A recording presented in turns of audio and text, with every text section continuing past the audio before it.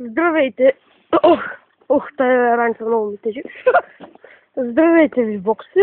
Аз съм Жокито. Знаете кой? То се... Мот. Чакайте, кой е това? Мот! Мот!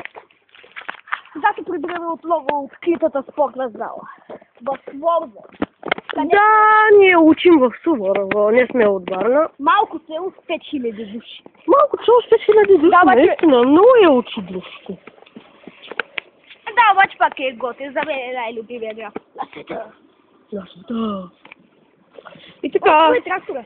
Какво ти кажа? Чакайте. Нямам се. Мот, кажи нещо. Какво да кажа? Не знам. Казах ли? Какво ще казвам? Казах какво да кажа.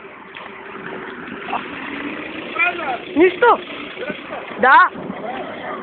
Ай, чао. Баща ми тук минава, чакайте малко. След грозото, да. Минем! Ау! Нищо. Мамка му. Баща ми тук минаваше и вика дали се тренирам. И аз казах да. Колко време ще бъде какво? 10 минути. Да. Сигурно сте чували за Суворово. Той е готин град.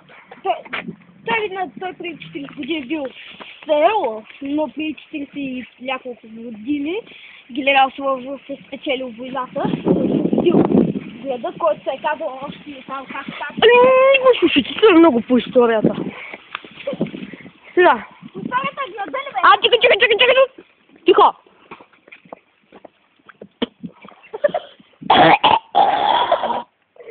Задушава се!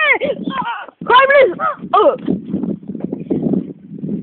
И така, аз наскоро бях болен. И аз сега съм болен. Аз сега леко съм болен. Но само един ден отсъствах, а пък Жокчила 2 седмици. Една седмица, ти пък ти го мислиш. Господи!